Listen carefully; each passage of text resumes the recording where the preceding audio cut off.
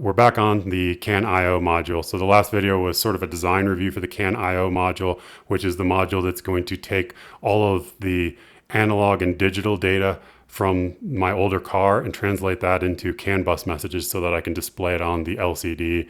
So you guys had a lot of great feedback, and I was just going to walk through some of the design revisions that I did before I actually sent the design off to be manufactured. So you guys, again, all caught that I had the fuse in the wrong orientation. I had the fuse across the ground and positive rail, and that's not going to work. That's just going to blow the fuse immediately. So I corrected that, and the fuse is now in line with the positive rail.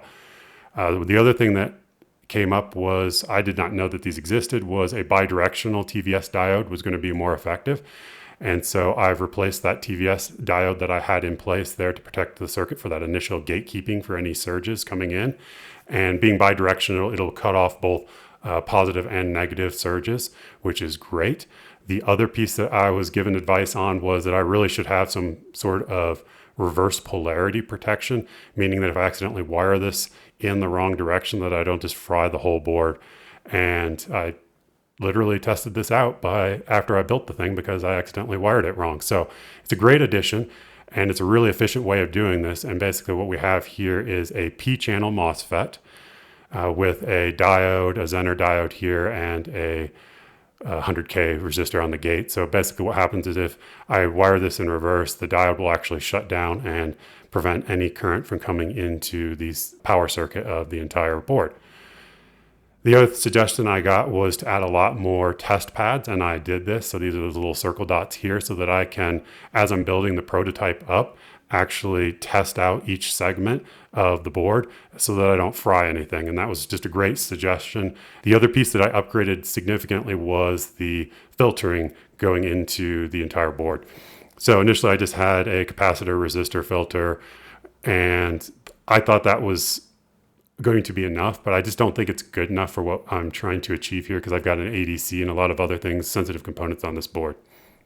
So I found these great spec sheets from Texas Instruments, and they have some example, basically protection circuits for automotive use. And I'll flash one of those up right now. And I consider that the most extreme version of protection. This circuit is actually only for protecting the LED driver for an LCD backlight. So not even an important circuit in the car. And you can see the complexity and the amount of filtering that they recommend for the automotive environment just for something like that. So I thought, based on that, I needed to go ahead and step up my filtering a little bit here.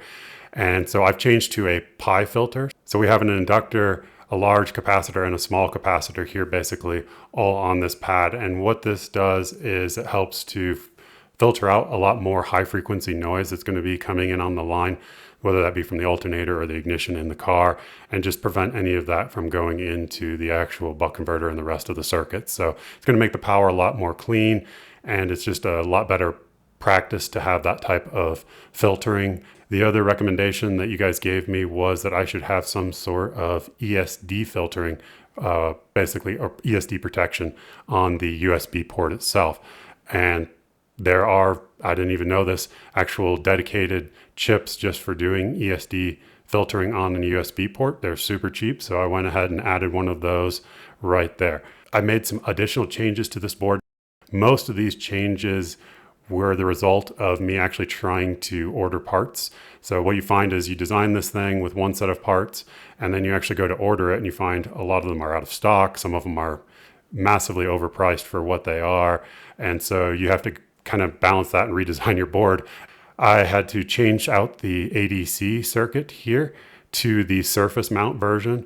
First of all, it was half the price, but second of all, it was actually in stock, which was what I wanted. And actually, it's a lot better from a design standpoint. A through-hole component basically will pierce the ground plane.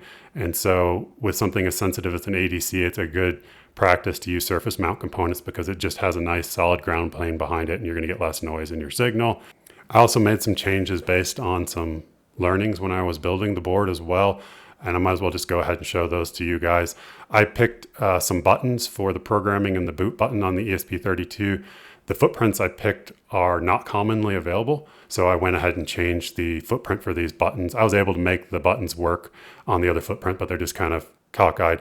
Resistor networks Really pay attention if you're ordering resistor networks, which these are just basically a grouping of the same value of resistor in a big single chip.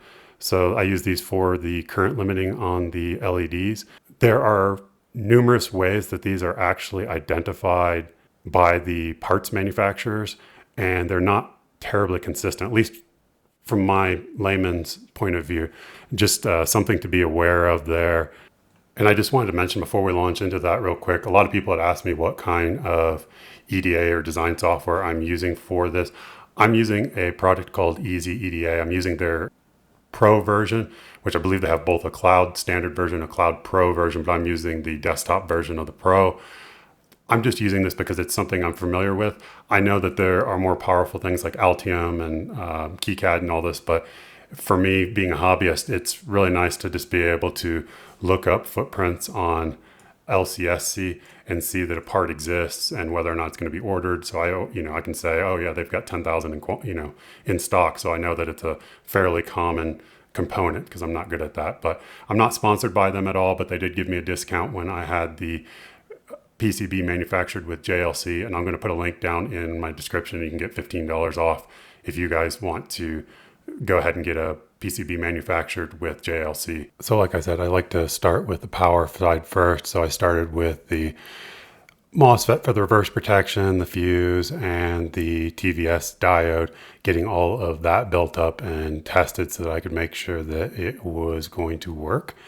This is my first time dealing with my hot air solder setup, and it took a little getting used to. I wanted to make sure that I really tried to heat the entire board evenly because I do have a giant ground plane under this thing, and it's 4 layers, so you don't want to potentially have the board crack or anything like that. But once it does get all heated up, it starts going pretty good and the solder flows in really well.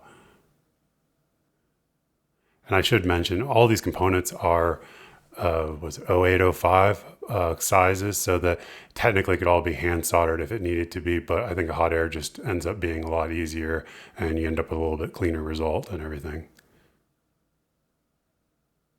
So before I even moved on to the next step, I wanted to test out this P-channel MOSFET setup. I'd simulated it inside of Easy EDA already, but I wanted to make sure it worked the way I thought it was going to. So I went ahead and soldered a positive and a negative wire to everything, and then just measured it with my multimeter to make sure that I was getting voltage out at the places I was expecting it to be. Then once I felt comfortable, the filter was working the way I was expecting, and I was getting 12 volts out at the regulator, I went ahead and filled all the holes on the regulator because I have a castellated set of pins on the buck converter that I'm using.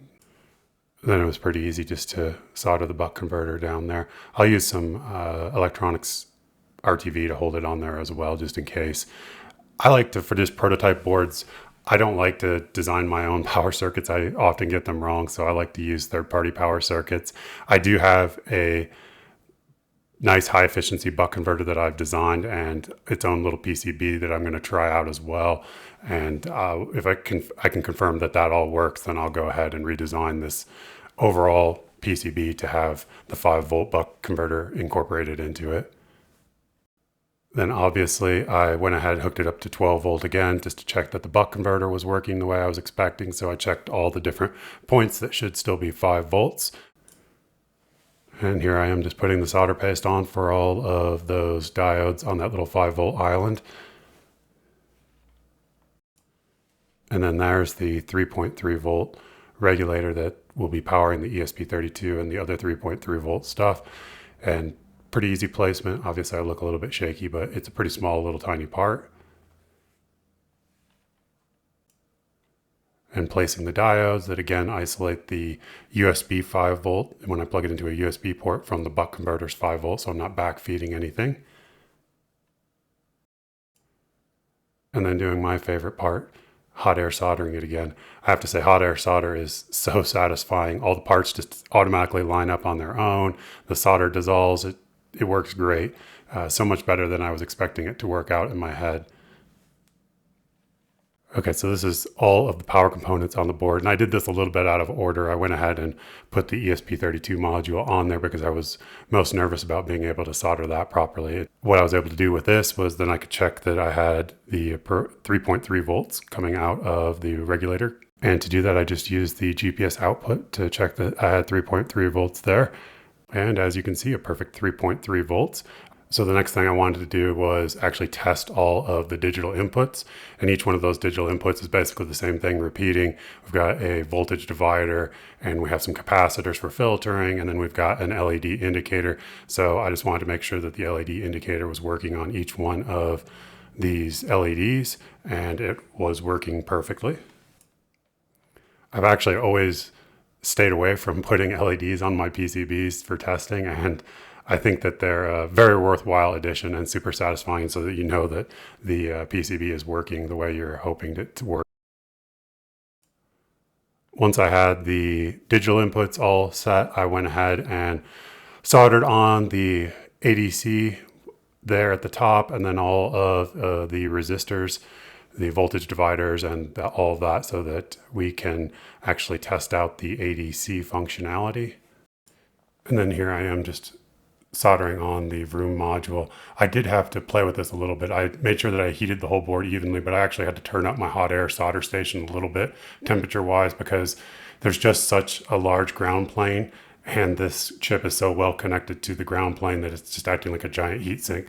So it took me a little bit of playing around with that, but once I got it flowing, the solder went perfectly.